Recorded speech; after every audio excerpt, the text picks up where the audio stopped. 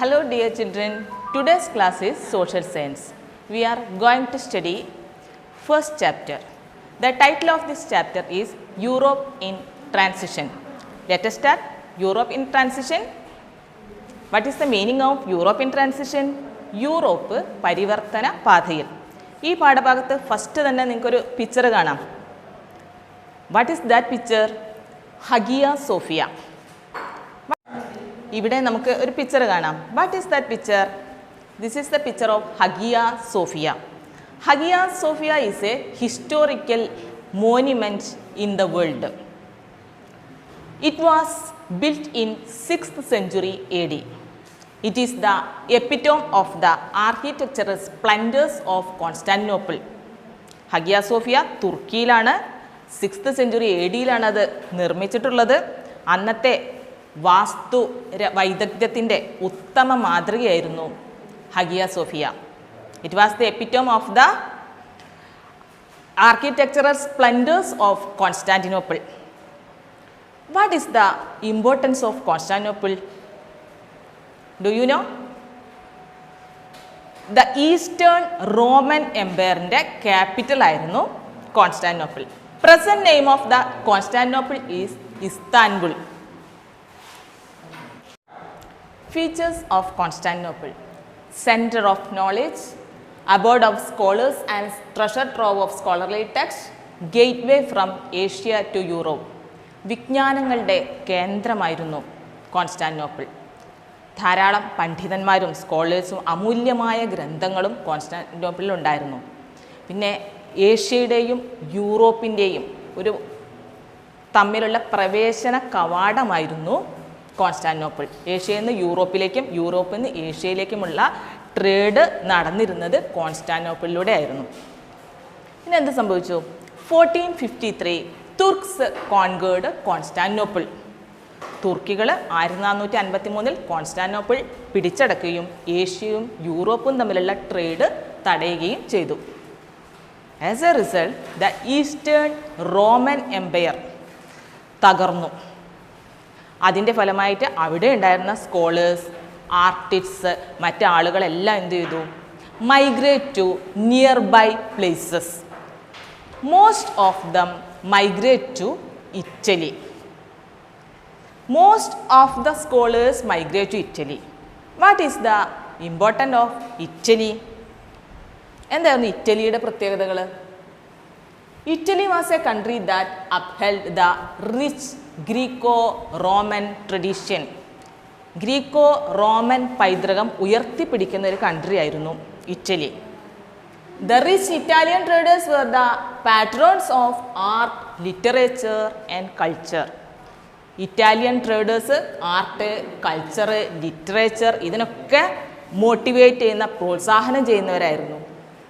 These traders were keen to preserve the historical and cultural heritage. ചരിത്ര പൈതൃകങ്ങൾ സംരക്ഷിക്കുന്നവരായിരുന്നു ആ Italian traders. അതുകൊണ്ട് തന്നെ കോൺസ്റ്റാന്റിനോപ്പിളിൽ നിന്ന് മൈഗ്രേറ്റ് ചെയ്ത് ഇറ്റലിയിൽ എത്തിച്ചേർന്ന സ്കോളേഴ്സിന് അവിടെ കൂടുതൽ പഠിക്കാനും ചിന്തിക്കാനും ഒക്കെയുള്ള അവസരങ്ങൾ ലഭിച്ചു. As a result by the end of the 13th century renaissance began in Italy. അതിൻ്റെ ഫലമായി റീനൈസൻസ് ഇറ്റലിയിൽ തുടങ്ങുകയും മറ്റു രാജ്യങ്ങളിലേക്ക് വ്യാപിക്കുകയും ചെയ്തു. What is Renaissance? Renaissance means rebirth. മധ്യകാലഘട്ടത്തിൽ നിന്ന് മോഡേൺ ഏജിലേക്കുള്ള ഒരു ചേഞ്ച്, അതിനാണ് റീനൈസൻസ് എന്ന് പറയുന്നത്. By the end of the 13th century a new awakening in the spheres of all human life became visible in Europe and that it is known as Renaissance. മനസ്സിലായല്ലോ? ആ കാലഘട്ടത്തിൽ, മധ്യകാലഘട്ടത്തിൽ കഥ, കവിതകൾ, രചനകൾ, എല്ലാ കൃതികളും മതത്തിൽ അധിഷ്ഠിതമായിരുന്നു. ഈ 13ാം നൂറ്റാണ്ടിൻ്റെ തുടക്കത്തോടെ അതിലൊരു ചേഞ്ച് വന്നു. ആർട്ടിൻ്റെയും ലിറ്ററേച്ചർ, പെയിൻറ്റിങ് ഇതിൻ്റെയൊക്കെ തീം മനുഷ്യജീവിതം ആയി മാറി. മനുഷ്യ ജീവിതത്തിന് ഇമ്പോർട്ടൻസ് കൊടുക്കുന്ന കൃതികൾ രചിക്കാൻ തുടങ്ങി. അങ്ങനെ മനുഷ്യ ജീവിതത്തിന് പ്രാധാന്യം കൊടുക്കുന്ന ആ കാഴ്ചപ്പാടിനെയാണ് ഹ്യൂമാനിസം എന്ന് പറയുന്നത്. ഹ്യൂമാനിസം യുക്തിചിന്തയ്ക്കും അന്വേഷണ ത്വരയ്ക്കും ഉള്ള വഴിയൊരുക്കി. ഈ റീനൈസൻസ് പീരീഡിൽ ഒരുപാട് കണ്ടുപിടുത്തങ്ങളൊക്കെ നടന്നിട്ട് ന്യൂ മെഷീൻസിൻ്റെ ഒക്കെ അതിൻ്റെ ഫലമായിട്ട് കൂടുതൽ പ്രദേശങ്ങൾ കണ്ടെത്താനും ഒക്കെയുള്ള ഒരു സ്പിരിറ്റ് ഓഫ് എൻക്വയറി ആ പീരീഡിലുണ്ടായി. അതുപോലെ അന്നത്തെ സ്കോളർലി ലാംഗ്വേജസ് ഗ്രീക്കും ലാറ്റിനും ആയിരുന്നു. ആ scholarly language changed to regional language. Regional languages ആയ ഇംഗ്ലീഷ്, സ്പാനിഷ്, ഫ്രഞ്ച് ഈ ഭാഷകളിലും കൃതികൾ രചിക്കാൻ തുടങ്ങി. അങ്ങനെ അത് സാധാരണക്കാരിൽ എത്തുകയും ചെയ്തു. അപ്പോൾ എന്തൊക്കെയാണ് റീനൈസൻസിൻ്റെ പ്രത്യേകതകൾ? Features. What are the features of renaissance? Humanism, growth of regional languages, spirit of enquiry and reasoning. How the Renaissance influenced the other spheres of social life? Renaissance influenced literature, arts, science and religion. ആദ്യം നമ്മൾ പഠിക്കാൻ പോകുന്നത് റീനൈസൻസ് in literature. ഈ ലിറ്ററേച്ചറിൽ ഒരുപാട് പുതിയ ടെക്സ്റ്റുകൾ ആ സമയത്ത് ഉണ്ടായി. Famous writers of this period is Petrarch, Dante, Boccaccio, Cervantes, Erasmus. Petrarch is known as the father of renaissance. The secretum is the magnus opus of Petrarch. പെട്രാർക്കാണ് റീനൈസൻസിൻ്റെ ഫാദർ എന്നറിയപ്പെടുന്നത്. അദ്ദേഹത്തിൻ്റെ ഫേമസ് വർക്കായിരുന്നു Secretum. Another writer Dante. The famous work of Dante is the Divine Comedy. Boccaccio. The famous work of Boccaccio is the Decameron. Cervantes.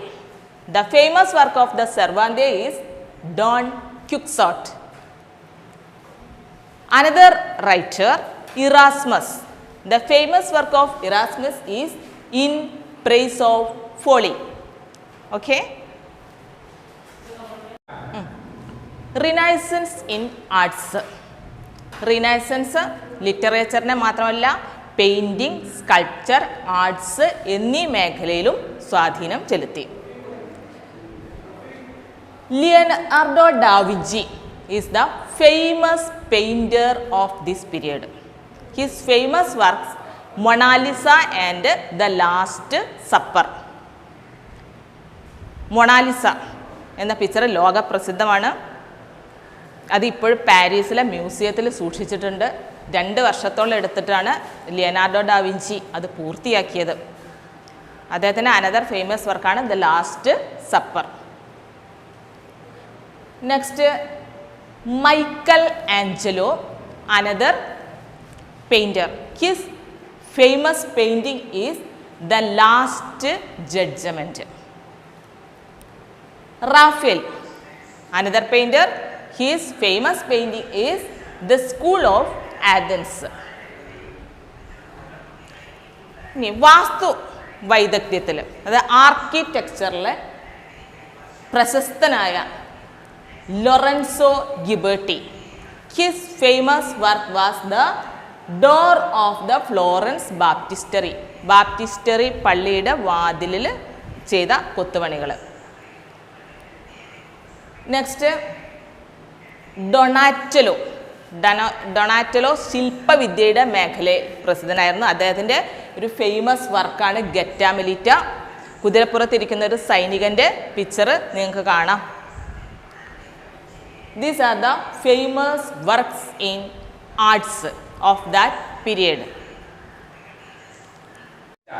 Now we discuss the influence of science in Renaissance. Listen. നമുക്കറിയാം sun is the centre of the solar system, but formerly believed the earth is the center of the solar system. In the Renaissance period, Copernicus propounded the theory of solar system. ഈ തിയറിയിലൂടെ അദ്ദേഹം സണ്ണാണ് solar സിസ്റ്റത്തിൻ്റെ centre എന്ന് തെളിയിച്ചു. അതിനുശേഷം Galileo Galilei invented telescope കൊണ്ട് കോപ്പർനിക്കസിൻ്റെ theory Galileo prove ചെയ്തു. Johannes Gutenberg invented the printing press. Printing പ്രസ്സിൻ്റെ കണ്ടുപിടുത്തം വിജ്ഞാനത്തിൻ്റെ വളർച്ചയിൽ ഒരു റവല്യൂഷണറി ചേഞ്ച് ഉണ്ടാക്കി. ഇതെല്ലാമാണ് സയൻസ് റിനൈസൻസിൻ്റെ സ്വാധീനം. ഇന്ന് നമ്മൾ എന്തൊക്കെയാണ് പഠിച്ചത്?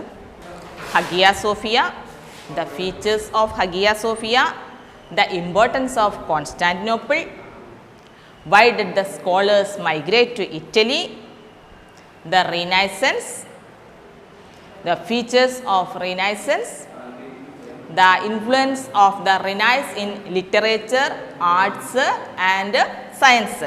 Okay, all of you understand? Thank you.